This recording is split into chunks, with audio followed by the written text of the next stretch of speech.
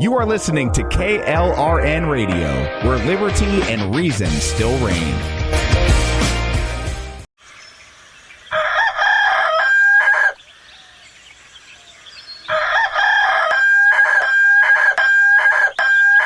If you prefer real mornings, shouldn't you have a real breakfast? At McDonald's, we get real about breakfast. That's why you can have a savory sausage biscuit with delicious hash browns for only $1.50. It's time to wake up breakfast.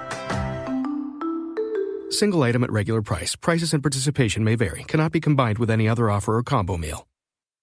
Hi, I'm Mike, founder of DollarShaveClub.com. What is DollarShaveClub.com? Well, for $1 a month, we send high-quality razors right to your door. Yeah, $1. Are the blades any good? No. Our blades are f***ing great. Each razor has stainless steel blades, an aloe vera lubricating strip, and a pivot head. It's so gentle a toddler could use it. And do you like spending $20 a month on brand name razors? 19 go to Roger Federer. I'm good at tennis. And do you think your razor needs a vibrating handle, a flashlight, a back scratcher, and 10 blades? Your handsome-ass grandfather had 1 blade and polio. Looking good, Pop-Up! Stop paying for shave tech you don't need. And stop forgetting to buy your blades every month. Alejandro and I are going to ship them right to you.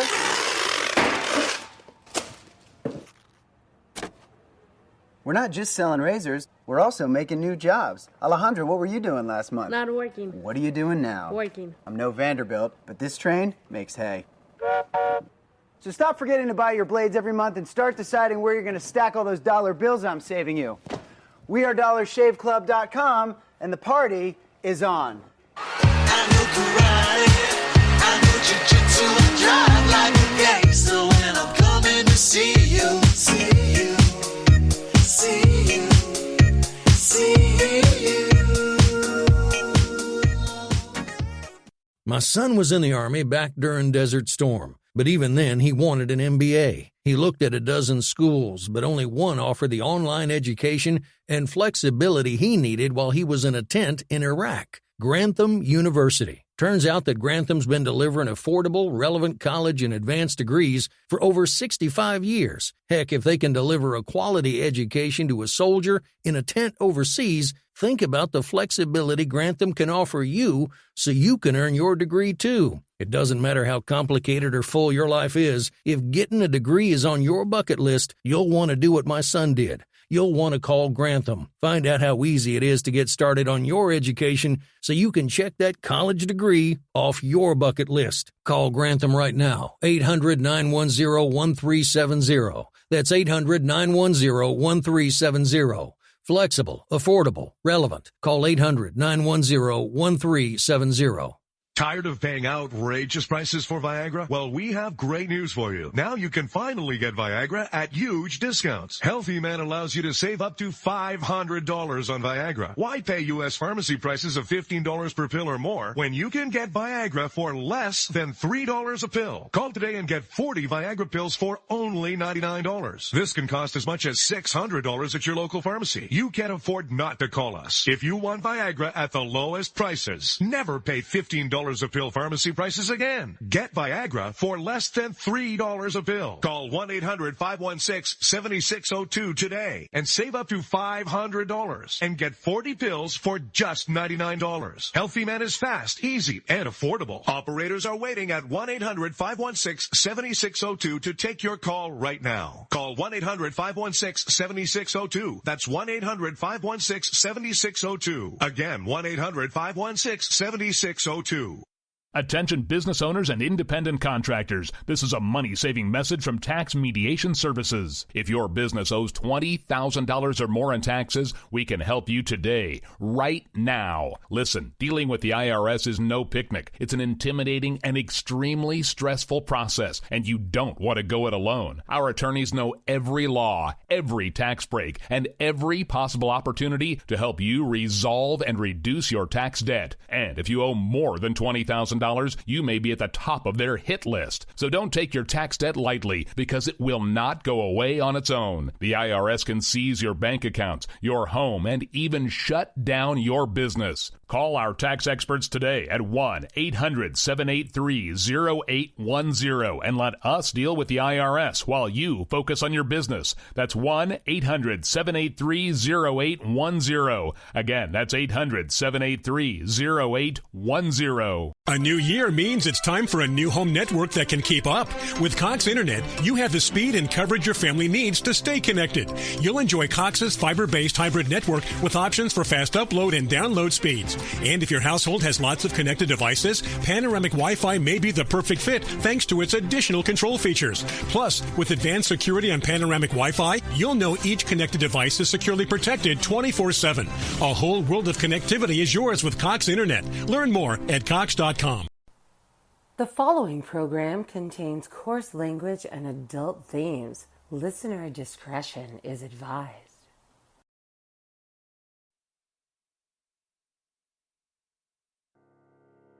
I take a breath, I'm not gonna lose. This is what I came here to do.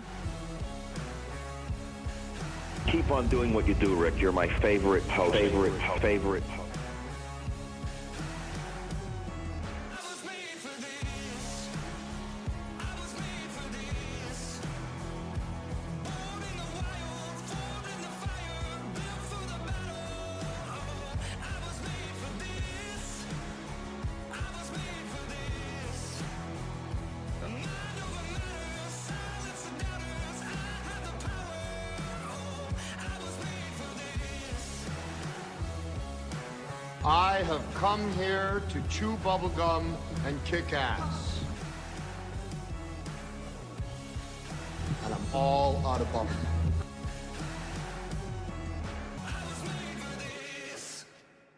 It's time to hear the truth about America's biggest challenges. You're listening to America Off the Rails with your host, Rick Robinson. Good evening, America. Welcome to the program. It seems so weird listening to that intro and then not playing the Wednesday night thing because we're not on Wednesday nights anymore. So yeah, if you're new here or you're confused, this is normally when you would hear the whatever show. However, that has now moved to Chat Lives Matter night. Same time, same remainder of the lineup. We just moved that one primarily because Stacy's schedule keeps changing and it just makes her life a little bit easier. Plus, she kind of liked the idea of having a set hour instead of the flex schedule that we do over here on Thursday nights, because sometimes it's an hour, sometimes it's an hour and a half.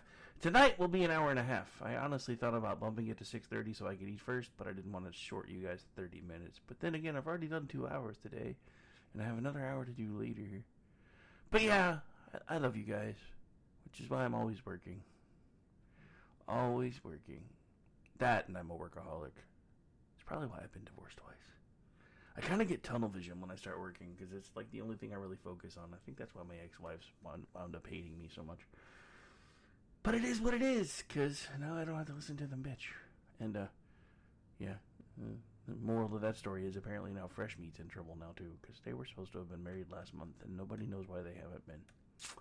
Anyway, that's all I'm saying about that, because that's not my circus, not my monkeys, and it's not my tea to spill, because I don't really know anything one way or the other. Anyway, so... Good evening, everybody. Welcome to the America Off the Rails program. I am Rick Robinson. Again, this is our new home, Thursday nights, 7 p.m. Eastern. Every other Thursday will be 60 minutes. The Thursdays that aren't will be 90, unless I decide to go crazy and you know, slide it forward 30 minutes so I can eat first. I haven't made that determination yet. Anyway, so for tonight, we're going to do 90. That much I already know, because we already started, and I already have people starting to funnel into the chat. So I'm not going to make them come back in 20 minutes. I seriously thought about it, though. No, I'm just playing. Alright, so, first things first, because I have it on relatively good authority that these things are not supposed to happen. Hang on, I'm looking for an article that I just had that now I can't seem to find, and I don't know where it went. What happened? Oh, I know why. Hang on. It's because I was in the wrong browser. So the thing when you do as many things as I do, sometimes you wind up, you know, having more than one browser type open because it just helps things run smoother for some reason. So yeah, the one that I was looking for Anyway, so I found it now. So this is from our, well, I used to call them my friends, but there's some weird stuff going on over there, so our relationship may not be as friendly soon. But anyway, this is from The Blaze. Dateline today, November 2nd, from Courtney Weil. A judge overturned the results of a Democrat primary in Connecticut mayoral race after allegations of voter fraud. I was relatively assured those kind of things didn't happen. I'm just saying. So a judge has overturned the results of the Democrat primary for the mayoral race in Bridgeport, Connecticut, after viewing compelling evidence of, gasp, voter fraud. His ruling creates chaos for the general election that is scheduled to take place in just a few days. On September 12th, incumbent Bridgeport Mayor Joe Ganim narrowly edged out challenger John Gomez by a mere 251 vote margin in the Democrat primary. Primary election day ballots favored Gomez, but after absentee ballots were tallied later that evening, Ganim prevailed over Gomez 4,212 votes to 3,961. Within days, the Gomez camp was crying foul, posting a video to Facebook that appeared to show Wanda Gator Pataki, sorry, I'm probably butchering that one, a city employee and a long-standing supporter of Mayor Ganim, stuffing a ballot box outside of City Hall with absentee ballots. The Gomez campaign later issued similar allegations against Eneida Martinez, a former city council member who also supports the incumbent mayor. Gomez then filed a lawsuit in Fairfield Judicial District Superior Court to contest the results. Wait, isn't that like insurrection? Just saying. To contest the results of the primary election, naming Ganim as well as the city clerk Charles Clemens, Bridgeport Democratic Registrar of Voters Patricia Howard, and Connecticut Secretary of State Stephanie Thomas as co-defendants. On Wednesday, Judge William Clark sided with plaintiff Gomez, citing significant mishandling of ballots by partisans such as Gator Patake and Martinez. In fact, the sheer volume of evidence was perhaps unprecedented in the state of Connecticut in an election case. Maybe they should go back and look at 2020. The judge said, the evidence here has involved hundreds of applications and ballots, thousands of hours of video of drop boxes, testimony of partisan actors, assertion of privilege against self-incrimination by Miss Getz Patake. Pleading the fifth is a bad move here. And Miss Martinez, and analysis of ballot numbers, particularly in the voting districts linked to Miss Gator Patake and Miss Martinez, Judge Clark wrote in the 37-page ruling. How much crap did you have to spew for a 37-page ruling when you know it was probably typed in single-spaced? Holy crap. That's bigger than my thesis would have been if I would have continued on to the point where I had to write one. I'm just saying. Mayor Ganim was also called to testify in the case and said he was shocked, he tells you, by evidence including an 18-minute video of possible absentee ballot fraud committed by his supporters. Mr. Ganim was correct to be shocked at what he saw in the video clips. The videos are shocking to the court and should be shocking to all parties, Judge Clark concluded. The judge, however, was not convinced that improperly stamped absentee ballots from the primary election should have been tossed, as Gomez attorney Bill Bloss had recommended. An assistant town clerk testified that the official stamp with city clerk Charles Clemens' signature on it had broken, and while Judge Clark indicated that the city should have taken steps to rectify the issue of the broken stamp more quickly, he added that the court recognizes the practical realities on the ground. Though Clark refused to nullify the absentee ballots without Clemens' stamped signature, he did rule that a new Democratic mayoral primary election was warranted. He then gave attorneys 10 days to confer with state and local officials regarding a new primary election. While Gomez is celebrating Clark's ruling a victory for the people of Bridgeport, quote unquote, that victory complicates the general election for Bridgeport mayor scheduled only for November 7th, which is a scant 5 days from now. Ganim will still be listed as the Democratic nominee on the ballot. while Gomez will be listed as an independent candidate. David Hers will be listed as the Republican. Wait, I'm confused by this move because I thought they just said they had to redo their primary, so they're gonna list him as a third party on the. Anyway. Lamont Daniels is also running for mayor of Bridgeport, and his campaign website refers to him as a Democrat. It's unclear what party affiliation he will have on the ballot if he appears on the ballot at all. Bloss, Gomez's attorney, speculated that the Connecticut Examiner. Speculated to the Connecticut Examiner that the city will likely host another primary election in December, if and only if Mayor Ganim wins re-election. If one of the other candidates prevails in the general election, the city will likely scrap the primary election do-over. Bloss also suggested that Gator, Patake, and Martinez may even face criminal prosecution at some point. That would hardly be a first for Gator Patake. She already will likely face criminal charges for alleged voter fraud in connection with the 2019 Bridgeport mayoral primary race, a race that Gannon barely won after a significant absentee ballot dump late in the evening pushed him over the top. So I'm just kind of putting this out there. Does this sound familiar to anybody? Does it? Because isn't this exactly what happened in 2020? There was a large ballot dump in key cities overnight in most of the cities where they mysteriously stopped counting. Does anybody not think that this game plan in 2019 might have made it to the Biden camp by 2020? And it worked well in 2019 and 2020, so they tried it again, and this time they got caught. I'm sorry, I'm giving you live reaction to this article because I only read like the first paragraph. I was like, okay, we have to talk about this. So the further I go down this thing, the more I'm like, this was the entire roadmap they tried to use in 2020, and it worked. So anyway, so I got your back, Mayor Gator Patake, once assured Gannon in a video of a mayoral campaign event. Yeah, she's got his back all the way to the ballot box because she won't stuff that bitch. And Gannon himself, who was first elected Bridgeport mayor in 1991, served 7 years in prison for accepting bribes and kickbacks while in office. After he was released, he won his old mayoral seat back in 2015, followed by re-election 4 years later.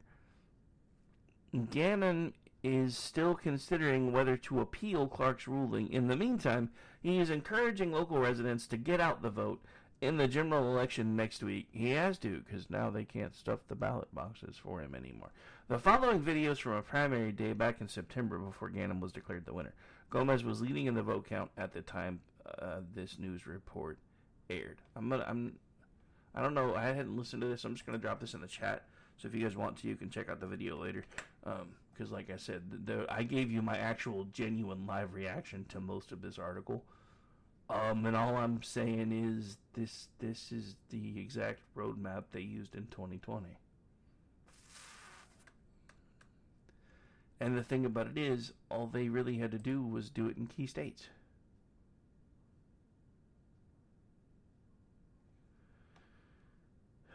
Anyway.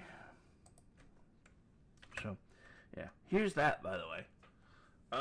So yeah, I thought that would be an interesting one to open with, because I'm like, holy crap. This kind of is probably exactly what gave them the idea to do what they did in 2020. Because the ballot fairy showed up and won the day for Biden. I'm sorry, ladies and gentlemen, I still do not see any way that man got 81 million votes. I just don't. At least not valid votes.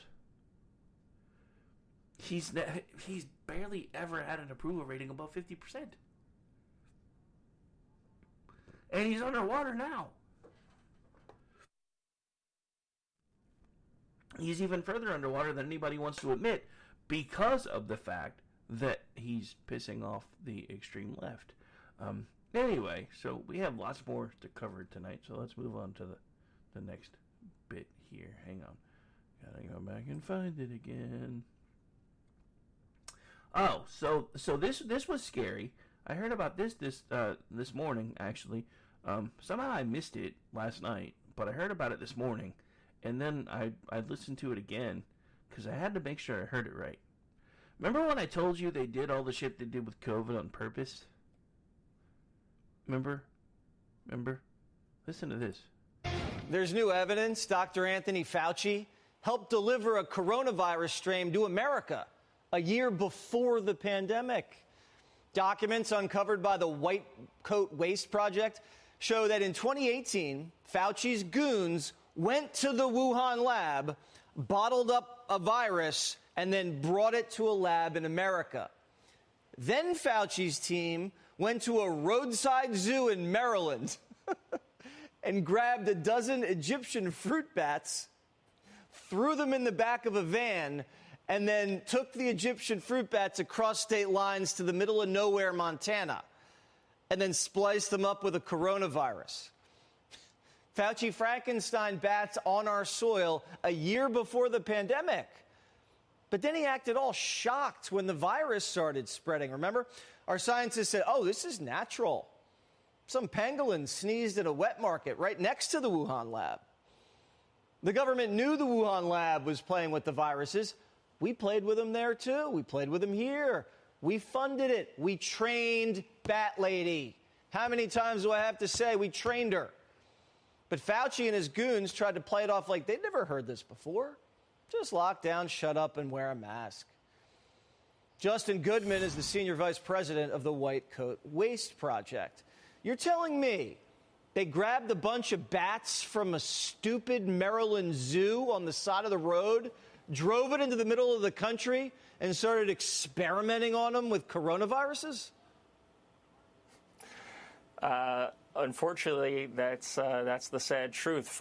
Fauci is a felon and a fraud whose bloodlust for torturing animals in laboratories was so unquenchable that they were rounding up bats from zoos, rounding up pet dogs even in some cases, and kept an island of thousands of monkeys off the coast of South Carolina just to torture and experiments.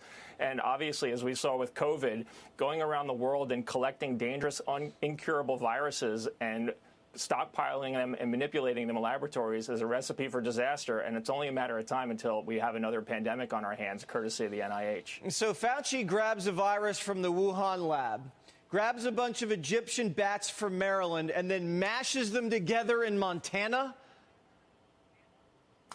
Not only that, but Batwoman from the Wuhan lab and Peter Daszak from EcoHealth were the ones who went into the caves in southern China and found this bat virus in the first place. Then it was shipped to this NIH lab in Montana. Now, let me add, the kicker is that this lab in Montana, this government lab in Montana that was overseen by Fauci, still exists, has a history of infected animals escaping, people getting into the laboratory, unauthorized people getting into the lab, and bioweapons development. Yet NIH is about to spend, or currently spending, $125 million of COVID relief funds to expand its bat labs.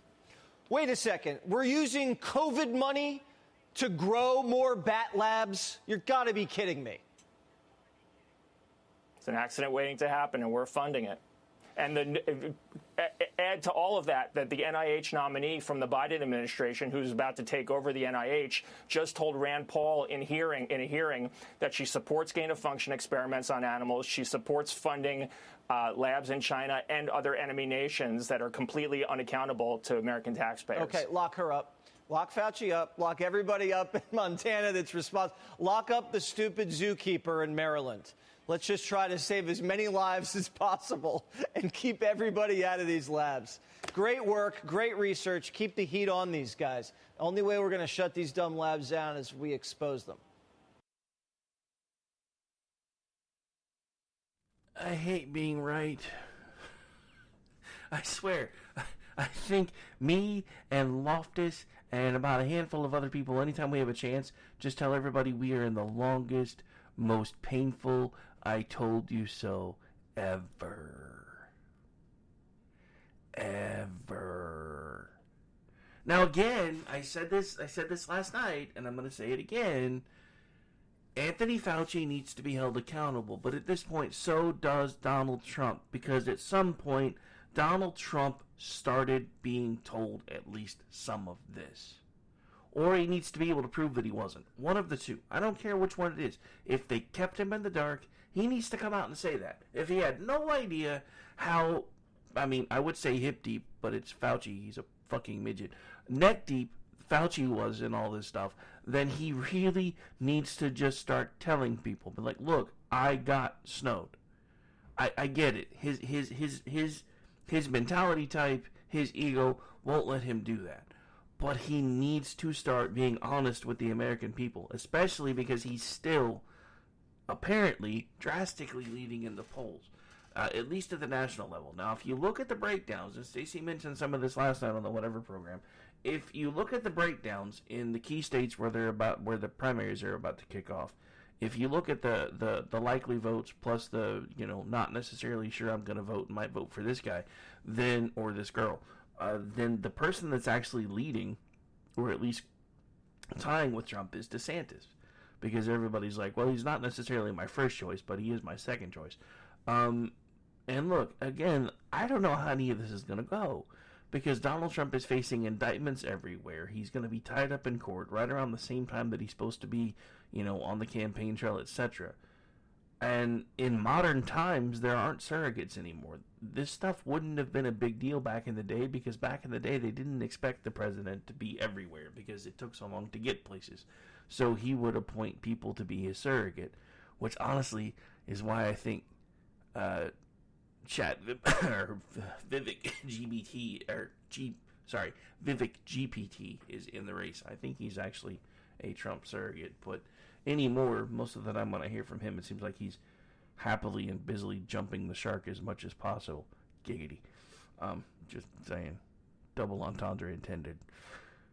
But yeah, so if you thought from the beginning, like Stacey and I did, that there was something really hinky with all this stuff going on, and the more we heard about it, the more we tried to tell everybody, and the more we got stomped down, which is one of the reasons why we stopped doing the original morning show that we were doing, because that was back during the days of everything COVID related being just ground into the dirt, and it got to the point where the only people that even knew we were doing the show were the ones that could still see our tweets and showed up in the chat room.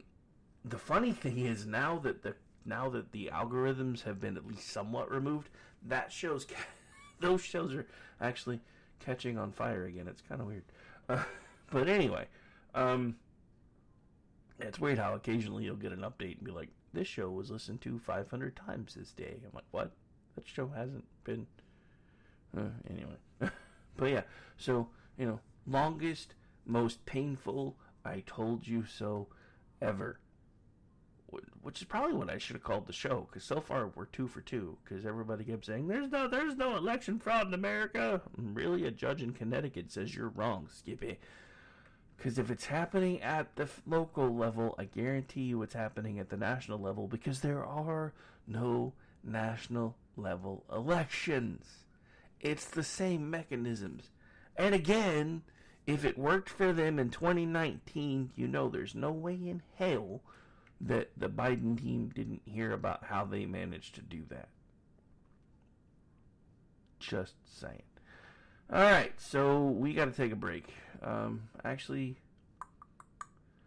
we'll wait. I was gonna try to take one at 25 and then go again at 45, but I only have like 16 minutes to the 45-minute after one anyway. So we'll just skip that break. They can't yell at me, I'm the boss. And if they yell at me, I can just tell them to shut up. Anyway, so let's move on to the next topic, shall we? These first couple of topics I thought were going to go faster than they did. But it is what it is. I'd rather have too much material than not enough. Let's see, what else we got? Oh! Yeah, we gotta play this one. You guys have got to hear this one. Hang on. Hang on. Doing a quick petition to help Hamas free Palestine. You're all in? All right. Oh yeah, you're in? Easily. I just have to read terms and conditions so you know what you're signing. Okay. By supporting Hamas freeing Palestine, you agree to the following. You agree that every Jew, Christian, and non-Muslim in the world must be slaughtered. I don't know about that one. You endorse making homosexuality punishable by jail or death. Oh, no, I don't. You don't agree with that? You believe Iran should use Palestinians as puppets to spread radical jihad and destroy the West? No? No. I'm glad I read the terms and agreements. You support strict Sharia law, which bans women from showing their knees, hair, playing sports in public, not being able to travel without a man's permission. I'm sorry. Not interested? Oh, okay. You want a terrorist group that beheads babies and rapes girls to replace only democracy in the Middle East? Not sure that's something to support. So if I sign, I agree with this. Yes. Maybe no. No? Okay. Oh, no. Thank you. No. I don't support any of these two things that you just read to me, so then I won't be able to sign this then. That's fair. Yeah, thanks for not signing. Yeah, all right. That was put out by a group called Facts for Peace. So basically, he did the whole man on the street thing, went to a bunch of different people and said, hey, do you support freeing Palestine? And they're like, yeah. So he's like, well, let me explain to you, if you sign this petition, exactly what you're signing up for. So that's what you heard, is a bunch of 20-somethings being explained exactly what it means when they say they're pro-Palestine. And they didn't like it very much. They didn't like it very much at all. Honestly, it was good enough. I almost want to play it again, but I'll be nice. Because I've listened to it like 4 times already today. I was like, oh my god, somebody did it. I actually wanted to do that, but it's been so cold I didn't want to get out. That may actually be something I start doing for the morning show, is start going out and just randomly, interviewing folks and be like, do you mind if I talk to you for a second? Yeah, just do the whole Jesse Waters Man on the Street thing. I don't remember who it is that he has doing his Man on the Street stuff now that he's got his own show, but he used to be, I think it was O'Reilly's Man on the Street, if I remember right. Way back in the day. I think he's the one that did it for O'Reilly. Anyway. So, this is not really in my notes, but it's something that I feel like I need to complain about. I don't know if any of you guys watch Newsmax, but I don't know when the hell they decided they were going to get so big for their britches that you couldn't watch their shit anymore on places like Pluto or even YouTube without first verifying that you had some sort of a cable subscription and then paying $5 a month. No, thank you. Nope. Not going to do it. Wouldn't be prudent. Look, guys, I get that everybody's trying to find a way to make money without, having to rely on big sponsors, everything else. And I understand that. I support that. I really do. But, look, it's a news channel, for God's sake. Come on, man. Anyway, so yeah, I actually am in a group where everybody was complaining about that today, so I pulled up Pluto, and I'm like, wait a minute, I think it's still on there. And according to the guide, it was, so I'm like, hey, look, I think I found it. So then I turned it on. Turns out it's now something called Newsmax 2, which is basically their hosts doing video podcasts on a separate channel. So that's what you get for free now, if you have Pluto. But if you want to actually watch the Newsmax 1, which up until today I didn't even know Newsmax 2 was a thing, you now have to have a cable provider that carries it and be willing to pay for it, apparently. Now, I haven't tested the YouTube part out because I just haven't yet, but I heard somebody complaining about it, that even with cable they were wanting like $5 a month, and I'm like, I don't know about all that. But anyway, look, it's their channel, they can do what they want, but they just shot themselves in the foot because they weren't that competitive to begin with. And I'm saying this is a really small fish in a ginormous pond. They weren't that competitive to begin with, so I don't know when they suddenly decided that they were worth all that. So congratulations, Newsmax, you've just cut what audience you had probably down by about 75%. So I hope that decision was worth it to you. Apparently I forgot to silence my phone.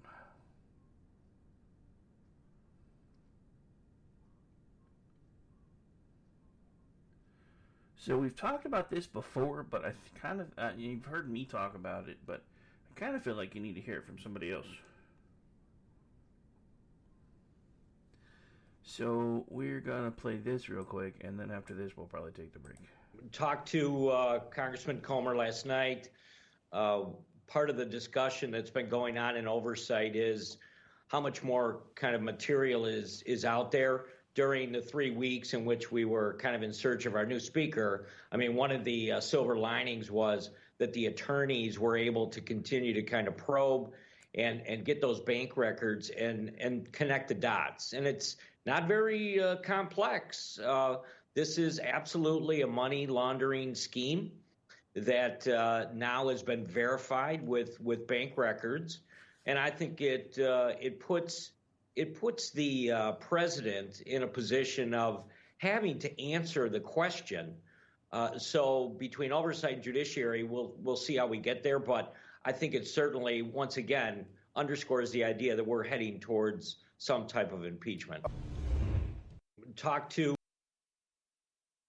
Oddly enough, that just for the record, that clip was actually from Newsmax. Because, why the hell not? But anyway, so in case you've been living under a rock, they have now found, yet more proof that Joe Biden has had money laundered into his account that originated from China. And of course, everybody on the Democrat side was like, it's not a big deal. He wasn't even in office and blah, blah, blah, blah. It was his brother repaying a loan. It's not about his brother repaying it. It's about where his brother got the money to repay it from. And here's a clue, ladies and gentlemen. They call it money laundering for a reason. You don't have to launder things that are clean. Just saying. I mean, I said this morning. Unless you're Adrian Monk and you have OCD and you take all your doorknobs off for no reason at all and put them in the dishwasher just to make sure they're super fucking clean, you don't have to launder things that are clean. They call it money laundering for a reason. The money is dirty when it comes in, and then it's untraceable and clean when it comes out. That's what money laundering is. So the fact that they keep saying this is obviously money laundering means there's something there. You can support and condone the Biden crime family all you want, but I've been saying this for a very long time. These people were projecting everything onto Trump that they already knew they were doing.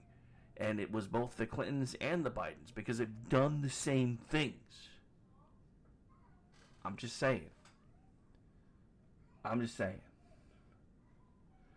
Alright, so one other quick hit before we go to break, and this one actually kind of annoys me. Actually, let me see if this is the one I think it is. Yeah, it is. Hang on. Now we could be in full control, among many other misjudgments. I have opposed efforts to ban deadly weapons of war like the assault rifle used to carry out this crime. The time has now come for me to take responsibility for this failure, which is why I now call on the United States Congress to ban assault rifles like the one used by the sick perpetrator of this mass killing in my hometown of Lewiston, Maine. For the good of my community, I will work with any colleague to get this done in the time that I have left in Congress. To the people of Lewiston, my constituents throughout the 2nd District, to the families who lost loved ones, and to those who have been harmed, I ask for forgiveness and support as I seek to put an end to these terrible shootings. In the days to come, I will give everything I have to support this community's recovery. Thank you.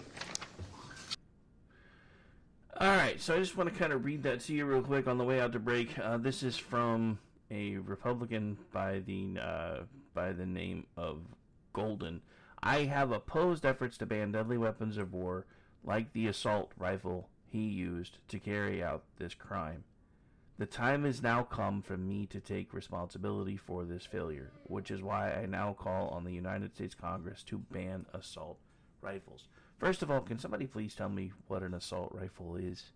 By definition, because any weapon is capable of being used in an assault. A rock is capable of being used in an assault. A butter knife is capable of being used in an assault. As part of a use of force continuum training that I went to, we were urged to carry a number 2 pencil always in our uniform shirt because, there's spots where you could put pen on one side, pencil on the other. Because if worse came to worse, not only did you sometimes have to sketch things out in pencil or make quick notes, but if you were ever to the point where you were in a hand-to-hand situation, that pencil could be used as a weapon. You were trained to put it in someone's eye if necessary. Every weapon is capable of being used in an assault. Your fists can be used in an assault. So when they start using terms like assault rifles, assault weapons, they're not talking about the big scary weapons with all of the accoutrement that make them look like they're freaking weapons of war, because that's really what we're talking about. There's really not much difference from an AR-15 than there is a standard hunting rifle, except it has the ability to have a magazine, and it looks kind of scary. I've said this before, I'm going to say it again, and I'm going to say it again, and I'm going to say it again until it starts to sink in. We don't have a gun problem in this country. We have a violence problem in this country. And we have a violence problem because everyone from the moment they are born until the moment they die anymore is told by society, by movies, by TV, by schools, where it is that they don't fit in and why it is that they should be either ashamed of who they are because of what the color of their skin is, or how they are a victim because of what the color of their skin is, or their sexual orientation, or any of the other now millions of things that they throw at children on a daily basis to make them feel less than. They want them to feel less than on purpose. They need them to feel less than on purpose because then, as adults, they start looking to the government and saying, please help me, I can't do this on my own. That's what they've been doing now for a generation, and it's working. What I take responsibility for, the reason I am doing the things that I do now, the reason I speak out everywhere I can, the reason I talk to everyone I can, is because I was asleep at the switch when all of this was happening. It happened on my watch. It happened on your watch. It happened on our watch. We were too busy going and trying to find our version of the American dream, not realizing that the whole damn thing was being euthanized in front of our eyes. Because that's where we are right now.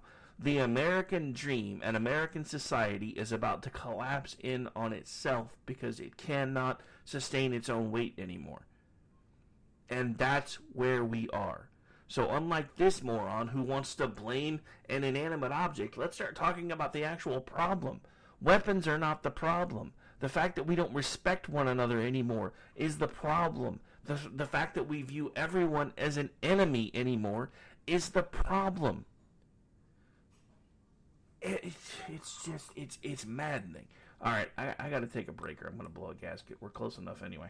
All right, so we are going to take a break. We're at about the halfway point. We'll be back here in just a few minutes, so stay tuned. You're listening to the America Off the Rails show right here live on KLRNradio.com on our new home Thursday nights. Stay tuned.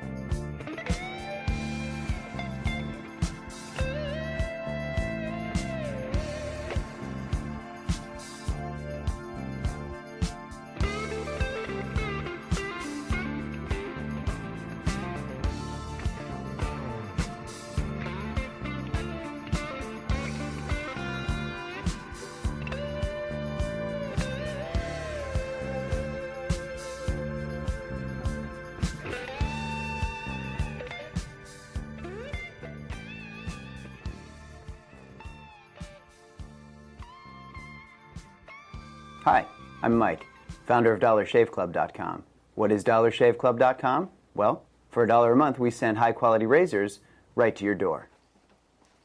Yeah, $1. Are the blades any good? No. Our blades are f***ing great.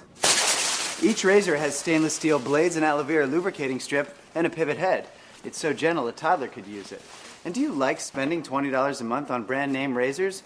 19 go to Roger Federer. I'm good at tennis. And do you think your razor needs a vibrating handle, a flashlight, a back scratcher, and 10 blades? Your handsome-ass grandfather had 1 blade and polio. Looking good, Pop-Up! Stop paying for shave tech you don't need. And stop forgetting to buy your blades every month. Alejandro and I are going to ship them right to you.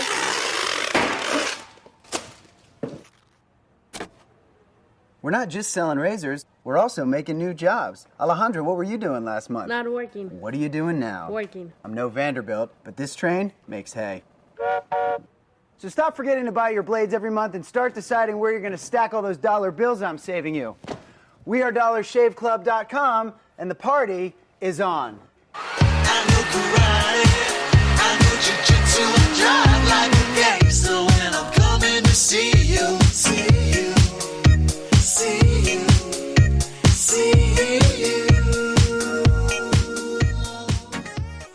My son was in the Army back during Desert Storm, but even then he wanted an MBA. He looked at a dozen schools, but only one offered the online education and flexibility he needed while he was in a tent in Iraq. Grantham University. Turns out that Grantham's been delivering affordable, relevant college and advanced degrees for over 65 years. Heck, if they can deliver a quality education to a soldier in a tent overseas, think about the flexibility Grantham can offer you so you can earn your degree too. It doesn't matter how complicated or full your life is, if getting a degree is on your bucket list, you'll want to do what my son did. You'll want to call Grantham. Find out how easy it is to get started on your education so you can check that college degree off your bucket list. Call Grantham right now, 800-910-1370. That's 800-910-1370.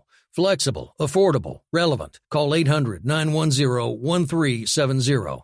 Tired of paying outrageous prices for Viagra? Well, we have great news for you. Now you can finally get Viagra at huge discounts. Healthy Man allows you to save up to $500 on Viagra. Why pay U.S. pharmacy prices of $15 per pill or more when you can get Viagra for less than $3 a pill? Call today and get 40 Viagra pills for only $99. This can cost as much as $600 at your local pharmacy. You can't afford not to call us. If you want Viagra at the lowest prices, never pay $15 a pill pharmacy prices again. Get Viagra for less than $3 a pill. Call 1-800-516-7602 today and save up to $500 and get 40 pills for just $99. Healthy Man is fast, easy, and affordable. Operators are waiting at 1-800-516-7602 to take your call right now. Call 1-800-516-7602. That's 1-800-516-7602. Again, 1-800-516-7602.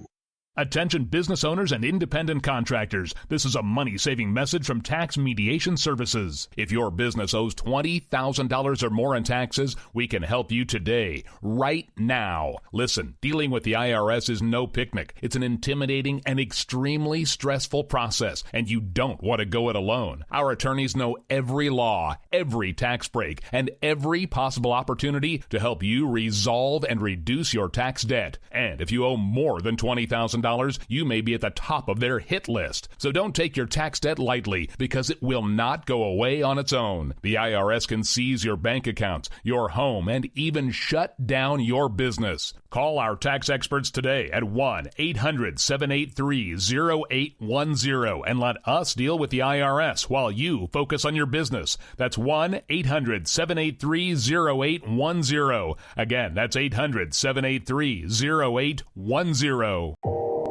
You are listening to KLRN Radio, where liberty and reason still reign. A new year means it's time for a new home network that can keep up. With Cox Internet, you have the speed and coverage your family needs to stay connected.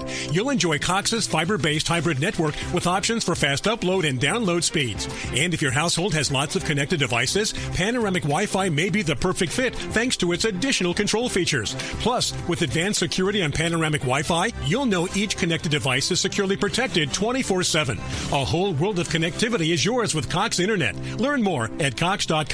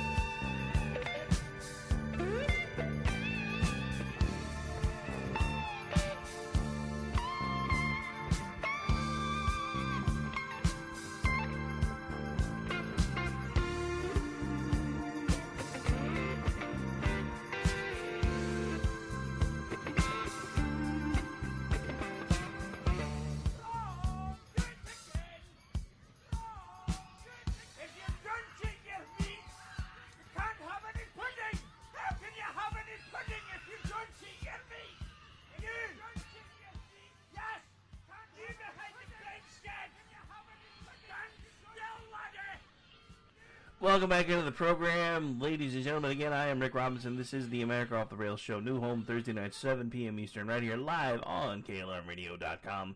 Same network. The only thing that's different is the night we air on. And don't forget, coming up in just a few minutes, we will have the Culture Shift with Brad and Amish, and then Brad and Orty. I call him Amish. They call him Orty. I don't know. Anyway, and then after that, we will have Jen and Rick. We were supposed to have Loftus on with us tonight, but he's on a plane because he got invited to come play on Gutfeld again. He's like, I'm sorry, I keep having to reschedule. And he was like, dude, I would bail on my own crap if Fox would invite me, so don't feel bad at all. Because I love you guys, but if I got to go play on Fox even once, I'd be like, that's it. I find somebody else for the night. I'm out. Anyway, all right. So that's happening. But Jen and Rick, as far as I know, is still on for the night. So I'll be back with Jen to close out your night. I'm gonna take about an hour break and eat because I'm starving. But before we move on too much further, there is something that I want to share with you guys, and I haven't really had a chance to up until now. Good friend of the show, Gene Baradelli, is back to doing hot takes on YouTube. This one is called This Week in Democracy. Dumbmocracy, D-U-M-B. If you haven't checked it out yet, I encourage you to do so. And if you haven't checked it out yet, you're about to get a few minutes of a sneak preview. Because, well, honestly, it's long, and I could technically play the whole thing, but then I would only have, 8 minutes of showtime left. I don't know, because it's 30 minutes long. But I'll let it run for a few minutes just to kind of give you guys a taste of what he's up to. So then you can go find him on YouTube. Vicious. You didn't care about people in nursing homes. How dare you suggest such a vile thing? Ain't nothing changed, nothing new here to see. This ain't nothing but some political maneuvering. America. Welcome to the eulogy, eat it up. It's called political buffoonery. Hey there, everybody, and welcome to This Week in Dumbmocracy, where we showcase some of the dumbest newsmakers of the week. Now, in case the accent didn't give it away, I'm a native New Yorker, born and raised in Brooklyn. I'm proud of being a New Yorker. I love New York. I love the city of New York. It's in my DNA. It's a part of me. That's why I'm completely infuriated to see an irredeemable buffoon like Andrew Cuomo trying to rehabilitate his political persona in interviews this week. It's got my blood completely boiling because he's going around trying to rewrite history about his mismanagement of COVID-19, which resulted in tens of thousands of lives lost. I am hot under the collar about this one, folks, which is why I'm bringing receipts, and I'm going to show them all to you. But before I do, I'm going to ask you to please subscribe to the channel, hit the notification bell, and if you like what you see and hear in this video, please smash the thumbs up button, like, comment, share the show with your friends, because that feeds the YouTube algorithm. Andrew Cuomo is literally the poster child for the irredeemable buffoon, the radioactive buffoon that taints his legacy based upon the body of work of his actions. Look, I'm not plugging the book right now, but look, he's even right there. He's on the cover. The great John Panisi did a great job capturing his aura. You see that green radioactivity around him? Because he infects everybody around him with this irredeemable legacy of his. And we're going to discuss part of that right now.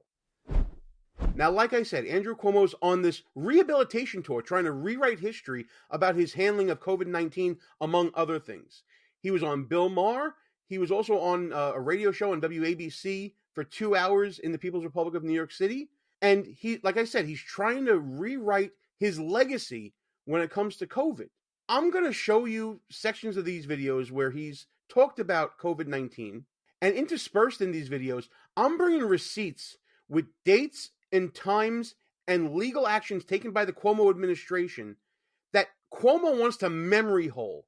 He's laid low for about 2 or 3 years now in the hopes that you've all forgotten how badly he mismanaged the pandemic. I'm not going to let you forget, and I hope you share the video so that others don't forget about Cuomo's irredeemable behavior as well. Governor Cuomo, knowing what you know now, is there anything you would change about the way you would administration handled COVID? Okay, that's the question we didn't get to, and I was going to read you the ProPublica statement, which they basically said New York was the only state. Now, of course, the scandal, the issue involved that people don't remember is that, obviously this is the beginning of the pandemic. Everything was chaotic. We didn't know what was going on, but we did know this. It mostly affected the elderly people, like most pathogens do. They were the most vulnerable. And that's just common sense, right? Whenever you have a virus that's contagious, it's going to affect our most vulnerable in society. And that's our elderly population, especially our elderly population who are being treated medically in concentrated areas like nursing homes, like hospitals, and places like that. But apparently the Cuomo administration didn't have common sense. So you allowed people who had been in the hospital, older people from a nursing home, now they go to the hospital, to go back into the nursing home without testing them. That ProPublica says you were the only state to do it without testing them when they went back into the nursing home, and that's what caused such death in the nursing home. Yeah. Is that true? No. Short answer is no. The short answer is Cuomo's lying, and let me show you. So what you're looking at right now is a timeline of relevant events I compiled from early on in the pandemic. You see here, March 3rd, 2020, after the first COVID case was reported on March 1st, the New York State Legislature expanded Governor Cuomo's emergency powers by amending New York State Executive Law 29A. What is that? Well, it states, quote, subject to the state constitution, the federal constitution, and federal statutes and regulations, the governor may, by executive order, temporarily suspend specific provisions of any statute or parts thereof of any agency during a state disaster emergency if compliance with such provisions would prevent, hinder, or delay action necessary to cope with the disaster, or if necessary to assist or aid in coping with such disaster. Basically, the legislature gave Cuomo a blank check. And that research by ProPublica was spot on. It goes on to say, quote, no suspension or directive shall be made which is not in the interest of health or welfare of the public and which is not necessary to aid the disaster relief. So this was a statutory limitation on Cuomo's emergency powers. He had to act in the interest of health and welfare. Well, we're going to be asking whether or not he did that to see maybe if he exceeded the bounds of this amended executive law. So in terms of actions that the Cuomo administration did take, we're going to skip ahead to March 25th, 2020 specifically. Cuomo's Department of Health issued an advisory stating that no resident of a nursing home shall be denied readmission or admission solely based on a confirmed or suspected diagnosis of COVID. And by the way, don't just take my word for it. You can do the research yourself. All of the advisories and the executive orders are up for public viewing. For example, here's the advisory concerning nursing homes and the actions that they should take. I'm going to scroll down to the bottom of it here for you and just highlight this part. It's already underlined. No resident shall be denied readmission or admission to the NH nursing home solely based on a confirmed or suspected diagnosis of COVID-19. It's there in black and white. Cuomo also issued Executive Order 202.5, which allowed nursing homes to forego comprehensive patient assessments, other requirements to receive a patient order prior to receiving someone back from a hospital, and nursing home admission policies and procedures. He just allowed people to go back into nursing homes without a physician order or any sort of patient assessment. So all they had to do was say, they're out of the hospital, you have to take them back in, regardless of whether the COVID diagnosis remained or was suspected. It all led to thousands of people being exposed to COVID, and overall, approximately 15,000 people in nursing homes dying as a result of COVID-19. And by the way, while we're looking at Cuomo's reactions in real time during the pandemic, Cuomo actually claimed in April of 2020 that he didn't know about his own Department of Health's advisory. That's pretty incredible, don't you think? You're the man where the buck stops. You're supposed to know what your own administration is doing. Your Department of Health is running advisories, dealing with the life and death of people, holding their lives in their hands, and you claim to not even know about it? I refuse to believe that. I don't think people in the Cuomo administration sneezed without Andrew Cuomo knowing about it, especially during a global pandemic, the likes of which we'd never seen before. Let's listen to the rest of Cuomo's answer on this. You say what we knew. First, this is Monday morning quarterbacking by which I could make the New York Jets champion, right, if we could do this? He's making light of the deaths that resulted from his policies. I just want to point that out to everyone. This is why he's completely irredeemable. You knew enough to know that old and infirm people are susceptible to catching viruses. That's all you needed to know. When COVID started, it was, all the disinformation was amazing, right? It was coming from China, wet markets, zootropic virus. It was going to California and state of Washington. So we banned travel to China, from China. It turned out that China had already spread it to Europe. All the European flights were coming to New York, JFK. So it had been here for months.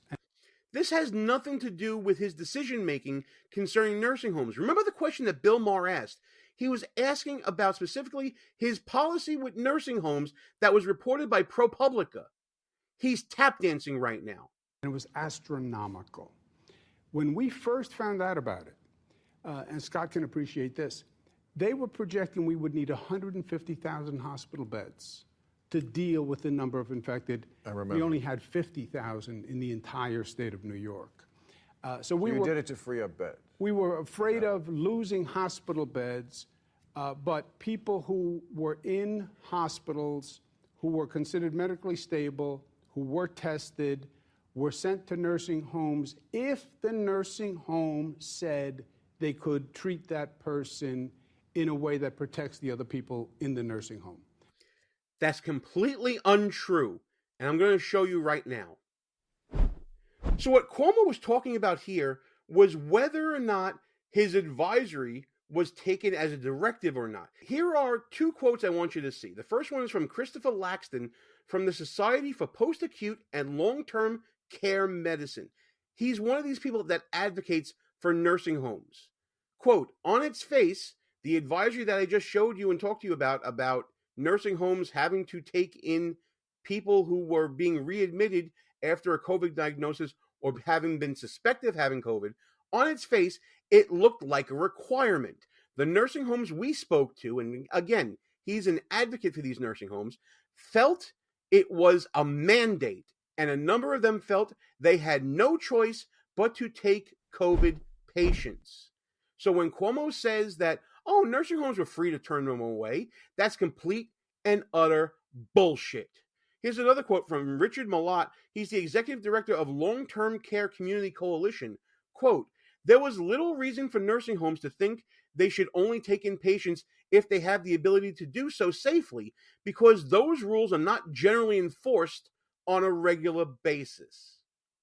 Andrew Cuomo is hiding behind semantics. It's clear that those in the field at the time, the people in the arena, the people in the nursing homes, it was their feeling, based upon the tenor of the advisory and the executive order that we discussed earlier, that they had no wiggle room to deny readmission of COVID patients. Andrew Cuomo's interpretation of his own rules is 2020 hindsight. It's Monday morning quarterbacking himself.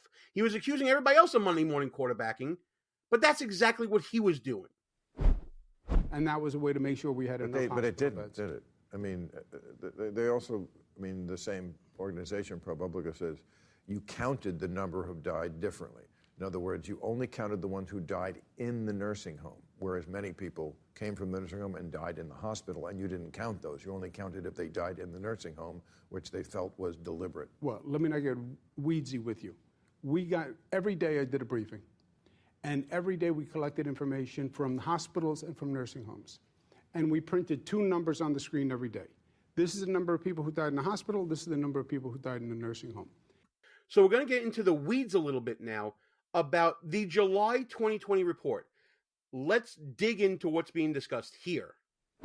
So in July of 2020, the New York State Department of Health issued a report on COVID-19 in nursing homes. So let's talk about the numbers that were originally reported. Originally, in July of 2020, the Department of Health said that 37,500 nursing home workers contracted COVID between March 1st, remember that's the date of the first reported case, and quote-unquote early June. Very nebulous in stating that. It also states that 6,236 patients were readmitted to nursing homes. Alright, as much as I love Gene, we can't keep listening to him talk all night, or you guys could just go watch that and finish out the night instead of listening to me. Anyway, so if you weren't aware, he is live and actually posting videos quite often. Actually, I may make that a fun part of the Friday morning show from now on, because you got a couple that I was laughing my butt off about. So, and they're not quite as long as this one. So anyway, we're going to take a quick break, come back and finish up the final segment of the America Off the Rails show right here live on KLRN Radio. I'm Rick Robinson. We'll be right back.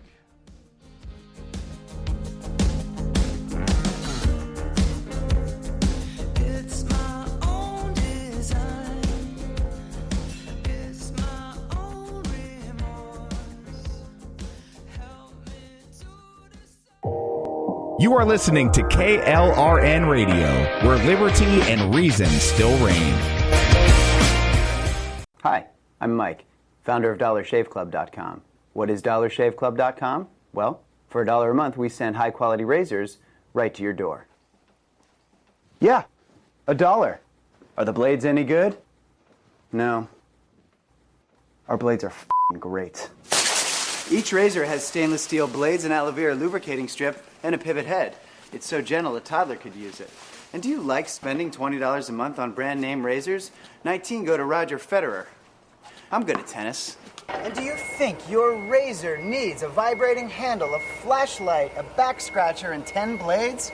Your handsome-ass grandfather had 1 blade and polio.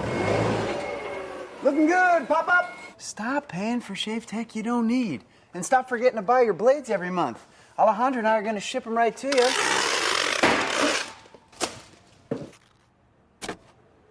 We're not just selling razors, we're also making new jobs. Alejandro, what were you doing last month? Not working. What are you doing now? Working. I'm no Vanderbilt, but this train makes hay. So stop forgetting to buy your blades every month and start deciding where you're going to stack all those dollar bills I'm saving you. We are DollarShaveClub.com, and the party is on. I know karate, I know jiu-jitsu, and drive like a gangster when I'm coming to see you, see you, see you, see you. My son was in the Army back during Desert Storm, but even then he wanted an MBA. He looked at a dozen schools, but only one offered the online education and flexibility he needed while he was in a tent in Iraq. Grantham University. Turns out that Grantham's been delivering affordable, relevant college and advanced degrees for over 65 years. Heck, if they can deliver a quality education to a soldier in a tent overseas, think about the flexibility Grantham can offer you so you can earn your degree too. It doesn't matter how complicated or full your life is. If getting a degree is on your bucket list, you'll want to do what my son did. You'll want to call Grantham. Find out how easy it is to get started on your education so you can check that college degree off your bucket list. Call Grantham right now, 800-910-1370. That's 800-910-1370. Flexible, affordable, relevant. Call 800-910-1370. Tired of paying outrageous prices for Viagra? Well, we have great news for you. Now you can finally get Viagra at huge discounts. Healthy Man allows you to save up to $500 on Viagra. Why pay U.S. pharmacy prices of $15 per pill or more when you can get Viagra for less than $3 a pill? Call today and get 40 Viagra pills for only $99. This can cost as much as $600 at your local pharmacy. You can't afford not to call us. If you want Viagra at the lowest prices, never pay $15 a pill pharmacy prices again. Get Viagra for less than $3 a pill. Call 1-800-516-7602 today and save up to $500 and get 40 pills for just $99. Healthy Man is fast, easy, and affordable. Operators are waiting at 1-800-516-7602 to take your call right now. Call 1-800-516-7602. That's 1-800-516-7602. Again, 1-800-516-7602. Attention business owners and independent contractors. This is a money-saving message from Tax Mediation Services. If your business owes $20,000 or more in taxes, we can help you today, right now. Listen, dealing with the IRS is no picnic. It's an intimidating and extremely stressful process, and you don't want to go it alone. Our attorneys know every law, every tax break, and every possible opportunity to help you resolve and reduce your tax debt. And if you owe more than $20,000, you may be at the top of their hit list. So don't take your tax debt lightly, because it will not go away on its own. The IRS can seize your bank accounts, your home, and even shut down your business. Call our tax experts today at 1-800-783-0810 and let us deal with the IRS while you focus on your business. That's 1-800-783-0810. Again, that's 800-783-0810.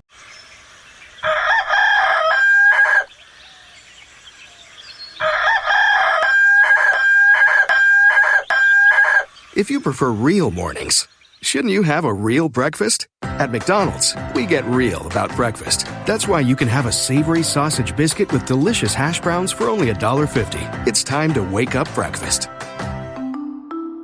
Single item at regular price. Prices and participation may vary. Cannot be combined with any other offer or combo meal. KLRN Radio has advertising rates available. We have rates to fit almost any budget. Contact us at advertising@klrnradio.com.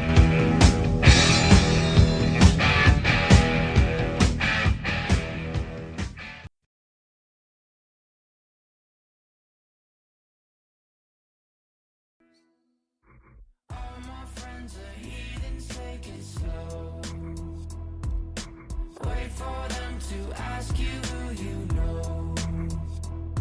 Please don't make any sudden moves. You don't know the half of the abuse. Welcome to the room of people who have rooms of people that they love one day docked away. Just because we check the guns at the door doesn't mean our brains will change from hand grenades. You love another psychopath sitting next to you. You love another murderer sitting next to you. You think I'd get here sitting next to you. But after all I've said, please don't forget. All my friends are heathens, take it slow.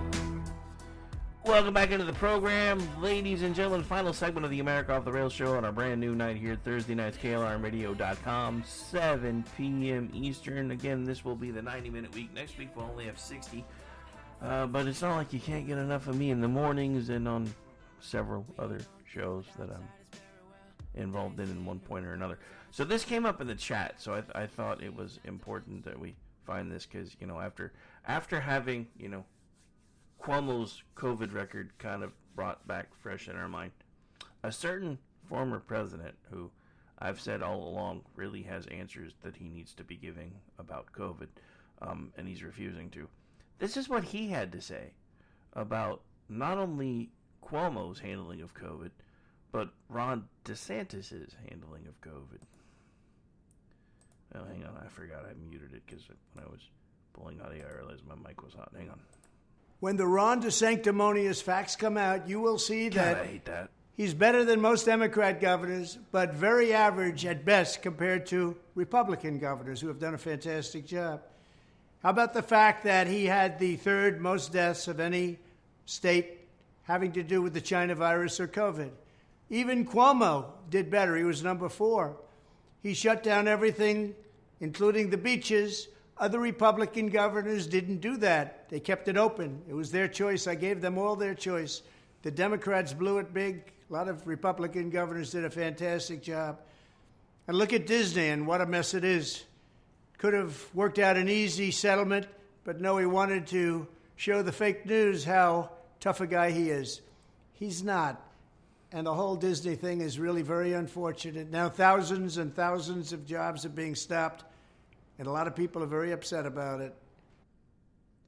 Mom, can you make sure Kathleen Kennedy's not under my bed, please? If you haven't watched it yet, you really, really need to. I'm just saying. All right, let me mute this real quick before it starts making all kinds of noise again. So Ron DeSantis' COVID-19 pandemic policies were worse than those implemented by former Democratic New York Governor Andrew Cuomo, according to Donald Trump, against his new GOP presidential foe. DeSantis officially joined the 2024 GOP presidential candidate race Wednesday evening. So this is an old article, by the way. During a highly touted Twitter Spaces appearance with Elon Musk. Yeah, it's even pre-name change. That led to praise and criticism as the number of viewers who flooded the platform servers led to technical failures and jokes of it being a disaster, of course spelled like his name. The Florida governor was already 25 or more percentage points behind the former president in various polls, with UK-based betting company Betfair lengthening DeSantis' odds of becoming president from 5-1 to 11-2 following the Twitter announcement. Anyway, so when Ron DeSanctimonious facts come out, you will see that he is better than most Democratic governors. Okay, you guys already heard all that part, so I guess we don't really need to go over that again. But yeah, I thought it was important that you hear, the guy who basically spearheaded all the COVID crap, who eventually figured out or should have been able to figure out that he was being hoodwinked, now slamming his main political rival, and even praising Cuomo, who just weeks prior he eviscerated. So, yeah. I am team anybody but Biden, so if he gets the nomination, I will pull the lever, because I feel like I kind of have to. But again, in a world where things made sense, which we don't live in one of those anymore, let's just be completely honest, the person that would be leading this pack right now would be DeSantis, with probably Haley a close second. And I have big issues with Haley, because a lot of things are coming out about how she's handled Chinese land grabs in her own state. I have problems with that. I have problems with a lot of things. I have problems with finding out that our politicians are on Chinese payrolls and Russian payrolls. This is not acceptable to me. These are the things that need to change. And in the last few minutes that we have, one of the last things that I want to talk about is this new speaker, Mike Johnson. I may have been wrong, ladies and gentlemen. Not about Matt Gaetz, but about them being able to find somebody better than McCarthy. I may have been wrong. I'm still reserving judgment, but I will say that so far I like a lot of the things that he says he's trying to do. I like the fact that he is trying to separate the Ukraine funding from the Israeli funding, and that he's trying to find a way to use money that we've already earmarked to pay for it, which I went over that with in the morning show, with the IRS screaming it would make things worse, and the CBO saying, well, it will make things a little bit worse, but not as much as you think. And then he comes back and says, only in Washington, D.C. can you save money by reapportioning it to another idea and them still count it as a loss. And he's not wrong. But the scariest thing about Johnson, and this just tells you how much the establishment hated him. One of the first things that they put out about him was how he's basically just your everyday average American, living paycheck to paycheck, has a mortgage, and has very little savings. And we're all like, and? I'm just thinking, I would kind of prefer those type of people be in D.C. because they understand more about what it is that we're going through than these people that have had this lifelong career and padded their wallets all the way through. Look, now that I'm officially retiring, I am figuring out all the tricks on how to make my money work for me and padding my wallet. So I'm not begrudging anybody who's doing that. I am begrudging the way that a lot of them seem to be doing it, because they are selling influence to foreign countries. This is why Biden is being looked at so heavily. This is why the Clintons should have been being looked at so heavily. This is why the Obamas should have been being looked at so heavily. Hell, there's now Obama's chef has died under very questionable circumstances. Nobody seems to be asking why that would be. So we have this new speaker who is basically not a millionaire, living quite a modest life, and the first thing that everybody says is, well, I don't know if he should be the guy in charge of the purse strings. I would kind of much rather have a guy that's like me in charge of those purse strings, because he just did what the rest of us do. There's something that we absolutely have to do, and we can put something else off until later. So he's literally robbing Peter to pay Paul to make sure Israel gets the money that they need. If that is not how most Americans live their lives, I will eat my hat. Because I know I have to do it all the time. I'm like, okay, so I have X amount of dollars to the end of the month, and this absolutely has to be paid, and this can wait until later. So let's pay this now, and I'll call them and be like, okay, this is what we can do. So we all do that. We all do that. At least until you start figuring out that the system is rigged and you find out how to rig it. And once I do get all this figured out, there are tons of people that are putting all this stuff out for hundreds and hundreds and hundreds of dollars. I think once I get it all figured out, because what I'm doing is there's all these people that like give you little bits and pieces of the best things to do for free, and then they'll like, and now to get the whole story, please insert $999.99. No thank you. So what I've been doing is going to all these different places that give you little bits and pieces of it for free, because I'm really good at research, and then researching it on my own.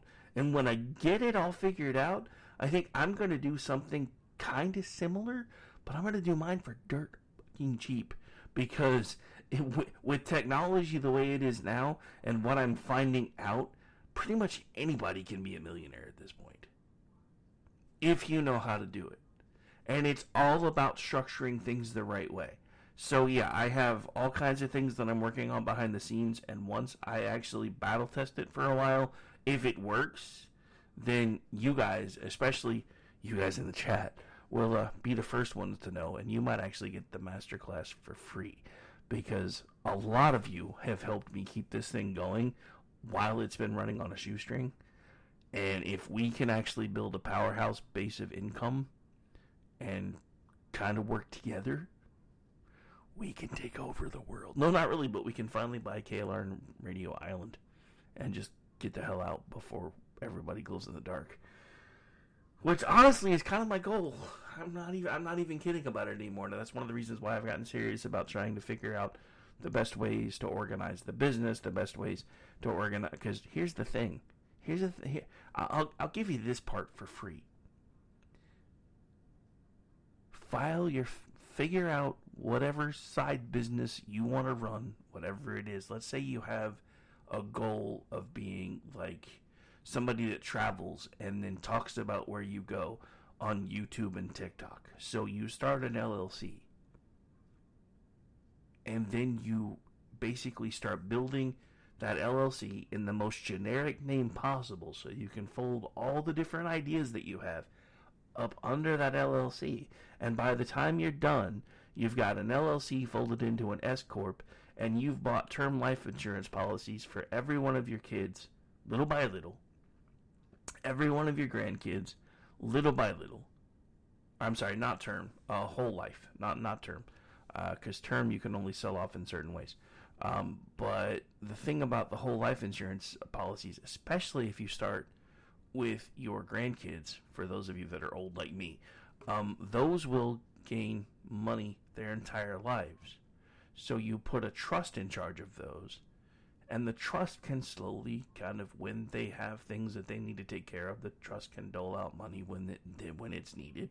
And the funny thing about those is it's like you get a loan from your life insurance, which isn't taxable, but the policy itself acts like the money's not gone. So you're still drawing the same amount of interest that you were drawing before. And like I said, these are just the things that I'm starting to slowly piece together, and I really wish I had paid more attention to stuff like this in my 20s, because my world would be entirely different now. I'm just saying.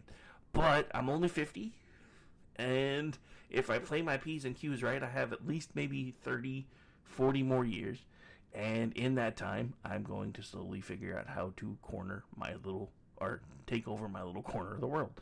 And for those of you who are interested, as I figure out how to do this all, we will take the journey together, little by little, piece by piece, as I figure it out. And if not, that's fine too. But yeah, I'm tired of working for other people. I'm tired of having to live paycheck to paycheck. And I'm slowly but surely, after doing this for years, finally starting to figure out how it is that the rich people do half the stuff that they do. You have two schools of thought. You have the Dave Ramsey approach, which is basically pay everything off, debt snowballs, all that. You know what? That's awesome. And if you can do that, more power to you. But rich people don't do that. They leverage debt because you don't have to pay taxes on debt. Just saying. All right, we're going to get out of here. Culture Shift's coming up next. I got to give them time to do a changeover. Unfortunately, that means we have hit the point where I have to tell you this particular show is over. What? Over? Did you say over? Nothing is over until we decide it is. Was it over when the Germans bombed Pearl Harbor? Hell no! Closing time. Open all the doors and let you out into the world. This isn't over until I say it's over! Closing time. Well, that's great. That's just fucking great, man. Now what the fuck are we supposed to do? Game over, man. It's game over. Closing time. Time for you to go out. I'll tell you what you should do. Stay tuned for the Culture Shift right here live on KLR Radio. Don't forget Jen and Rick coming up right after that. So stay in your seats, bitches. Or don't. It's up to you. See you later.